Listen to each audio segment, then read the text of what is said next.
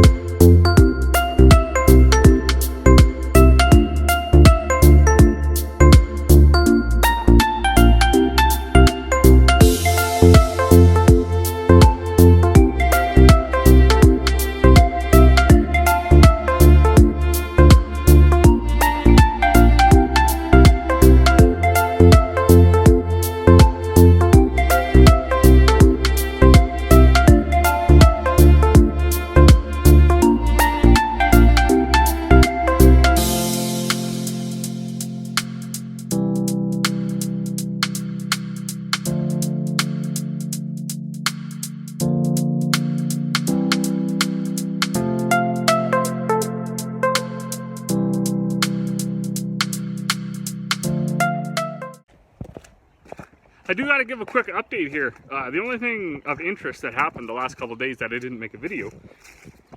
These are our propane tanks for drying grain. There's two 1000s, and then there's this 500 we use for when they can't get out right away. It's just like a, I don't know what you call it, just a little extra supply.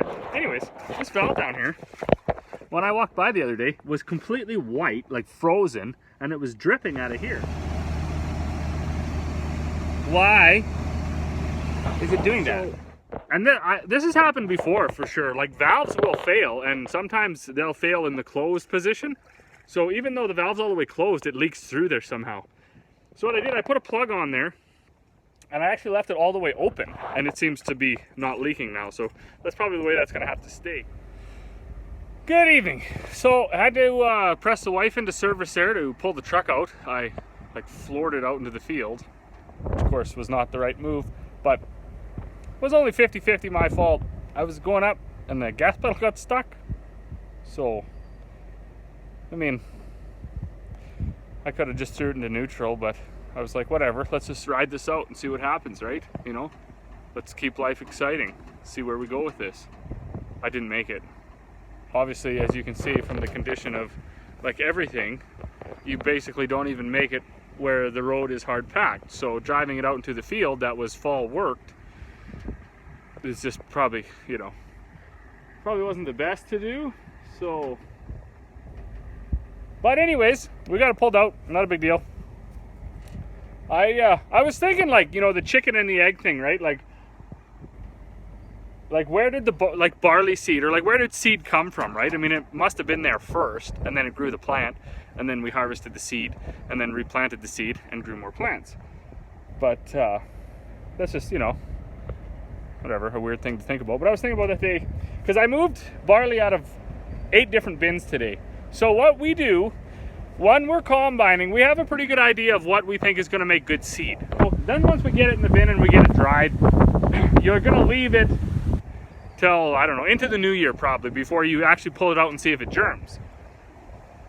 But like when you look in the door of the bin, and now it's quite dark in this one, this has a different style door, but there's basically no wild oats in this stuff. So I expect that this is what we're going to use for our seed.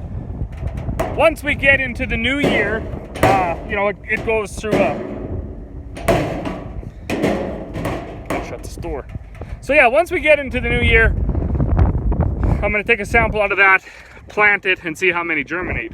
But back to the thinking of the chicken and egg thing, like I guess what I was thinking is how did farming start? Like, did people just walk out into the, just walk out and be like, oh, there's a weird plant and there's seeds in it, let's take the seeds out and see if we can eat them. Like that pretty much had to be what happened. And then, you know, they must have been smart enough too not to just like eat all the seeds and save some and replant them. I don't know, crazy. Like if you're a creationist or an evolutionist or whatever, like, you know, what would you think? Like, how did it start, I guess, is what I was thinking about today. So, modern day farming, that's how it starts. You go to the grain bin because 1,000, 2,000, 5,000, 10,000 years ago, somebody already figured this out. So modern day farming, you go to the grain bin, you find your nicest seed, you wait until the new year, you send it out to get a germ done, or you throw it in some dirt on the counter, or you throw it in some paper towel on the counter and wet that down. You count it out. We count out 100. If, you know, 98 of them grow, that's 98%. That's going to make some really good seed. And this was my, I guess, application tape to the Bonehead Olympics. I was like flying up here, and like right about there, the gas pedal stuck. So I'm blowing through the drift, like way out into the field. You know, right about here, I thought, you know what? Let's just do it. Let's ride it out. Let's see if I can make it. So I carved a pretty good C there all the way around. Of course, it couldn't steer because out there it's just soup, like slimier than anything. And then, yeah, once I brought up over here where the snow is again, that was it. So that's where I stopped. Thankfully, though, Corey was down in the house and I wasn't loaded. So the fact that I wasn't loaded, we just grabbed a short 6-foot sling, and that tractor's dualed up, so truck not loaded is pretty light. It's only a single axle, so she pulled it out no problem. Anyways, I got my last load of oats. This should fill that. So yeah, that bin won't hold another load, so I'm gonna unload this into that bin, and then what time is it? It's 5 o'clock. I've been at this since noon, and it's awful and muddy and windy and terrible, and so I'm probably just gonna unload this, lock everything up, go in the house. I'm glad I got this done here today. It's only gonna get worse tomorrow. It's supposed to be plus 13 again. Not all the snow has melted. So it's about 6:30 now. I was just in, I had supper. I'm gonna run up, lock up the chicken coop, and then that'll be it for the night. So tomorrow I got a whole bunch of bags to make. There was a bunch of orders came in today for the week. So I'll be all day tomorrow making bags. To everybody that watches, thank you very much. And we'll see you all tomorrow.